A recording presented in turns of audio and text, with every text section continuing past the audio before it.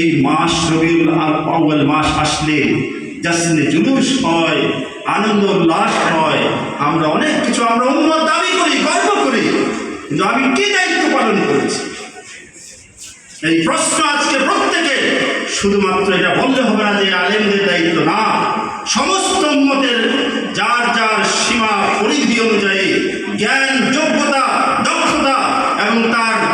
ক্ষমতা এবং ক্যাপাসিটি যতটুকু আছে ততটুকুর প্রতি আপনি কি দায়িত্ব পালন করেছেন আপনাকে জবাব দিতে হবে। ন্যূনতম পক্ষে একটা পরিবারের তো আমরা প্রধান, অনেকে সমাজের গুরুত্বপূর্ণ দায়িত্বে আছেন, অফিস আদালত বিভিন্ন জায়গায় আপনি আপনার সীমানা এবং সমাজে রাষ্ট্রে যেখানে আপনার দায়িত্ব আছে ততটুকুর মধ্যে ইসলামকে পরিপূর্ণভাবে প্রতিষ্ঠিত করার সেই প্রচেষ্টা যদি আপনার আমাদের না থাকে তাহলে আমরা সেই দায়িত্ব পালন করি নাই।